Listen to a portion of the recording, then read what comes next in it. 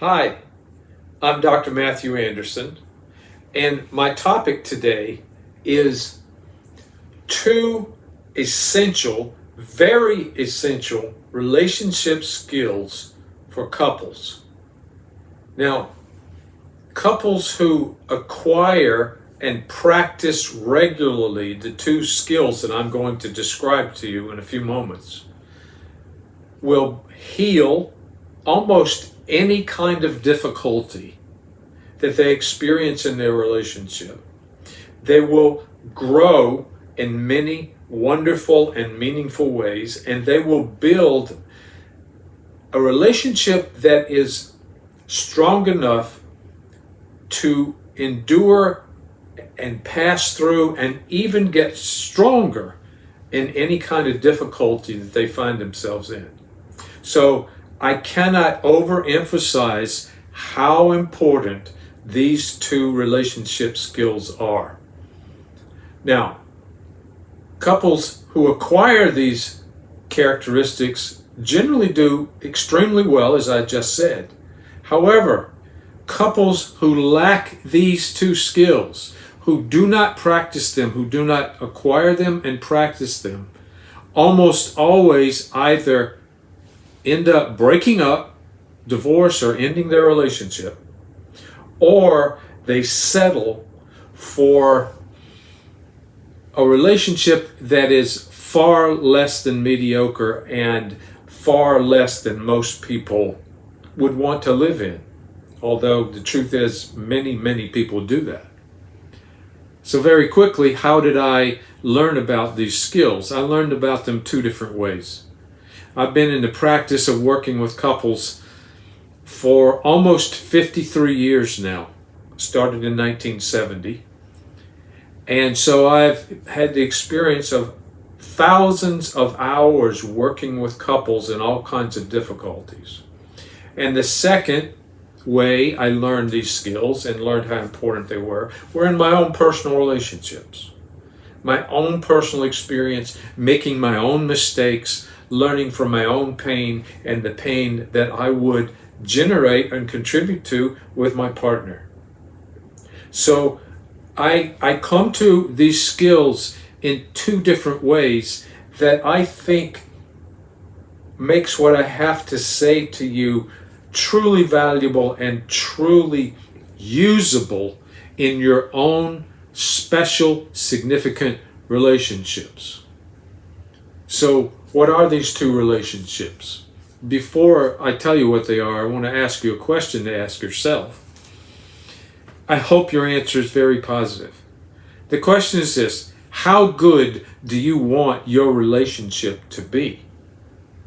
How good, how wonderful do you want the most important relationship in your entire life to be? And for most of us, that significant other that we fall in love with, that we are committed to being with, that we live with, and in most cases we marry that person, that's the most important relationship you're probably going to have in your entire life. How good do you want it to be? And are you willing with all your energy, with all your heart, with all your mind, with all your soul, with all your spirit, are you willing to make a commitment to making it the best it could possibly be? And I will tell you something. That relationship could transform your experience not only of yourself, but of relationship and of life itself. There's very few relationships a person is ever going to have in this life that can contribute more to you than that significant relationship that you are in right now. So I'm going to offer you two very significant relationship skills. One more thing.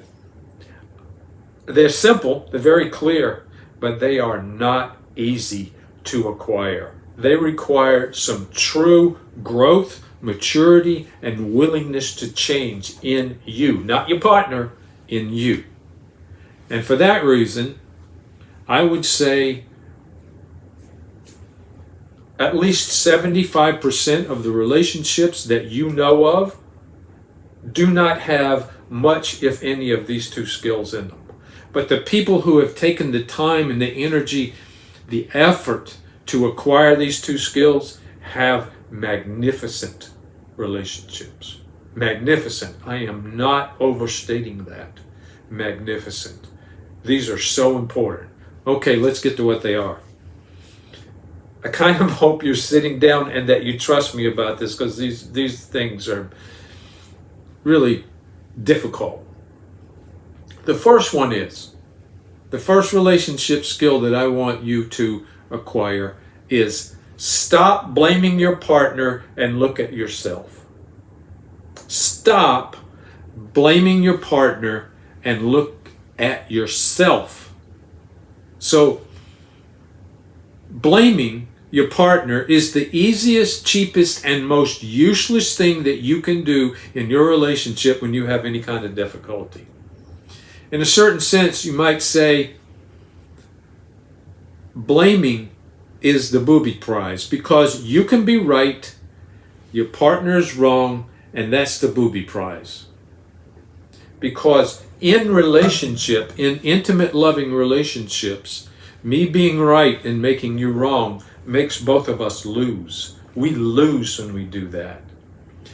Blaming the other person for whatever difficulties you experience, you might be right in terms of what you see about your partner, but that's only 50% of the problem. And most people who get in relationship do not realize that they are 50% responsible for whatever difficulty exists in the relationship. And I know there's some people right now saying, wait a minute. I know my partner is wrong about this, and I don't share that wrong. That might be true, but you have other wrongs that you're doing to contribute to it. Whenever you start blaming, you totally block the path to all healing and all growth in the relationship where there's a problem. I'm serious about this. Whenever you fall into blaming, you block the path to all healing and all growth that could happen in that particular area of your relationship. And blaming makes you right, and also, and this is a powerful piece, blaming makes you a powerless victim. You are a victim of the wrong that's being done to you, and you are powerless to do anything about it. And if you have a problem with your partner, you probably know those two things. You feel powerless and you feel victimized. But whatever it is that's bothering you, could be minor, mediocre, or significant. It does not matter. The solution to it, the way through, is not by continually being right about how wrong your partner is. That, I'm telling you, after over 50 years of experience in working with couples, but also in dealing with my own life and relationships, that's a useless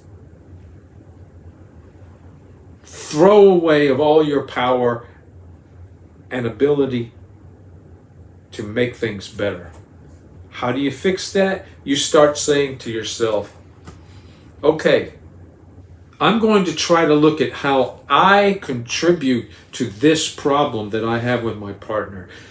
I already am convinced about what they do, but what do I do to contribute to it? What's my 50% of the partnership that's either things that I do or things that I leave out, omit? Either things that I commit or I omit in the relationship.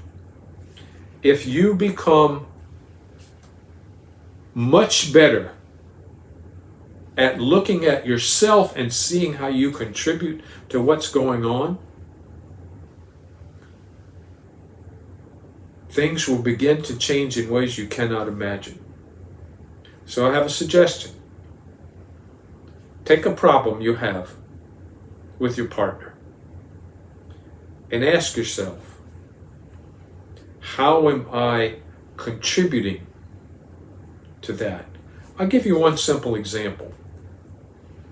You say, my partner never talks to me. They don't communicate enough. They hold back. They leave things out. They don't talk to me enough about the important things in their lives. And I say to you, from your point of view, what are you doing? You may say, nothing. And I'm saying to you, people will share with you when you make it safe. When you make it safe for them, and you might not, without realizing it, you might be judgmental, you might overreact, you might ignore the significant things they're telling you, you might not give them a compassionate, understanding feedback. And so now you're playing a dance with each other of your partner's doing something you don't like, and you're doing something that that person also doesn't like, that shuts off their opportunity to give you what you say you want. Now, we could go on forever about this, but I just want you to start asking the question, how do I contribute my 50% to the difficulties I have with my partner? Stop blaming. Stop it. It's a waste of time, and it makes the relationship always worse. Okay, number two issue, and that is stop acting defensive. Now, everybody feels defensive some of the time in a relationship when an important person that you love says something to you that you perceive as a criticism or an attack. And it happens. I'm not saying they don't do it. You might be right. You might say, boy, they're criticizing me. That person criticizes me way too often. That's fine. I understand that. I'm going to give you that. Okay, they do it. However, as soon as you become defensive, now listen, this is really true. As soon as you become defensive in reaction to their criticism or attack, all productive communication stops right there. All productive communication stops when you become defensive. And almost always, if the conversation goes on past the part where you begin to get defensive, what happens is toxic communication starts to happen. People get really hurt. And often, at least it's a useless conversation, and many times people get hurt even more in the conversation about the thing that was the problem than they do by the problem itself, because of the defensiveness. Defensiveness says, you can't reach me, I'm not going to listen to you, I'm not going to give you any validation here, anything else, it's just done. It's over. Now, you might not realize you're doing this. You may think, well, I need to protect myself. That person is saying things to me that aren't true or hurtful or out of context. Fine. But as soon as you get defensive, you can see my hand like that. As soon as that happens, all useless communication, all communication becomes useless, and all productive communication stops. So remember that. Every single relationship has difficulties in which one person says to the other, I'm unhappy about this, or this that you do or don't do. Everybody has that going on. We can't live with another person without having some of that. That's just the way we are. The question is, what do we do with it when we get to that point? If you want to communicate something with me and you say, Matthew, I don't like that you did A, B, or C, and I say, no, I didn't do anything like that. You don't understand where I'm coming from. Blah, blah, blah, blah, blah. You see what's going on? You feel powerless. And I am now saying to you, there's now a wall here. Even though you are a very significant person to me, I don't want to really hear what you have to say. You feel stuck. I feel behind a wall. Our relationship at that moment has stopped.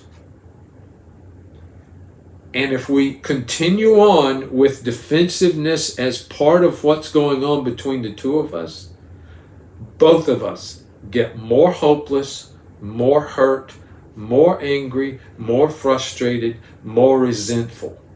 Defensiveness stops communication. Now, what do you do besides be defensive? Now, this is the hard part.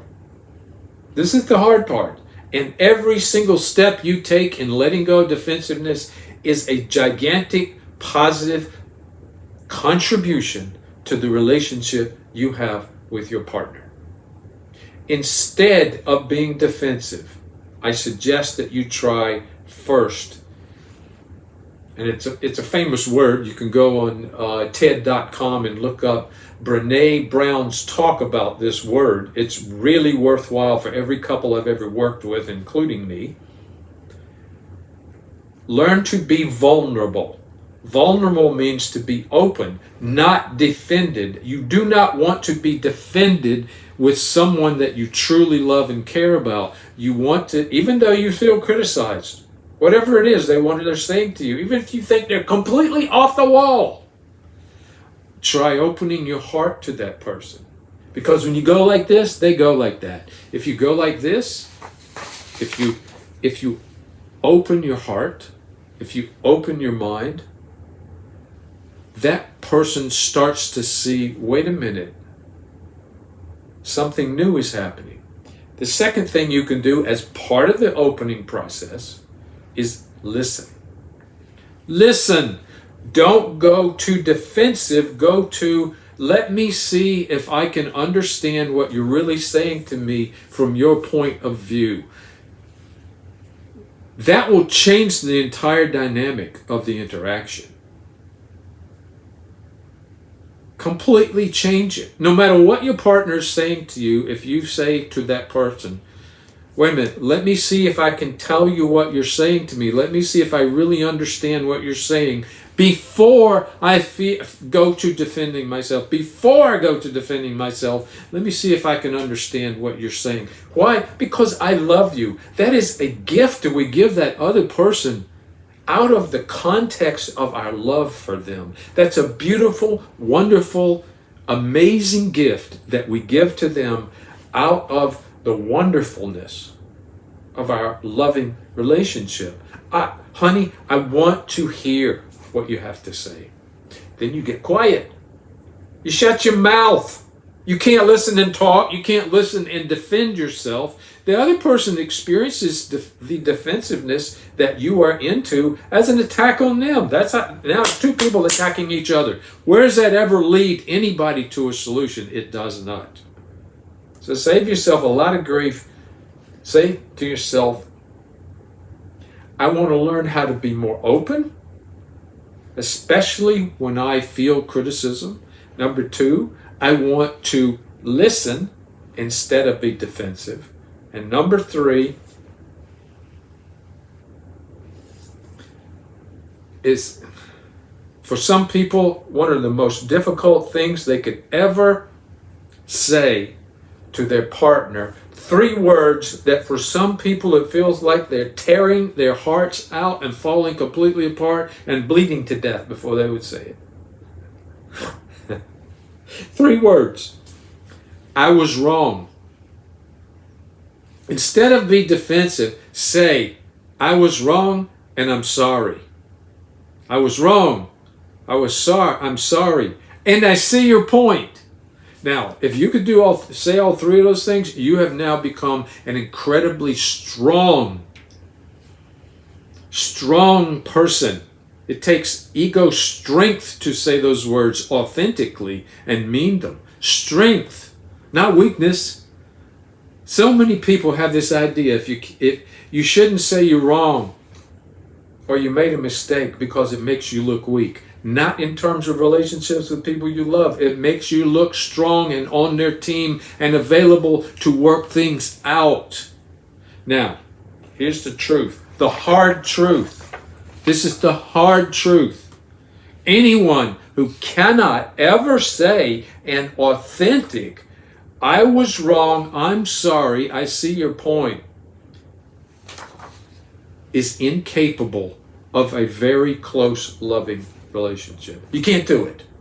You cannot create a deep, close, loving relationship with someone you love if you cannot authentically from your heart say, I made a mistake, I was wrong. I'm sorry. Every relationship needs both people to be able to say, don't sit here and say to yourself, oh, my partner can't say it.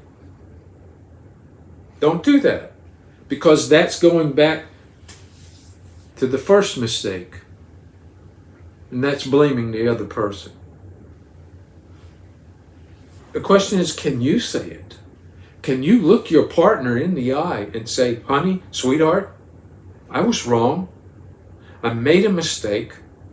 I'm really sorry. And then what you need to follow it with is, here's what I'm going to do to fix that if I can. If I can fix it, I want to. Now, if you stop blaming and you stop being defensive, you start taking responsibility for your contribution, and you start taking responsibility for being open, heart open, mind open to your partner, even in the midst of some kind of conflict, you will begin to see a transformation of what goes on between the two of you to a level, I'm telling you, you cannot currently imagine. A positive, wonderful thing will begin to happen. And I'm telling you, as you get really good at it, you can get through almost any difficulty with your partner by this kind of communication. If two people do it together, you have now moved into world-class relationship. But start with yourself. Start and say to yourself, at least some of the time I blame my partner. If you're in the process of always blaming that person and you think you're always right and you're always wrong, I'm telling you, you are lost.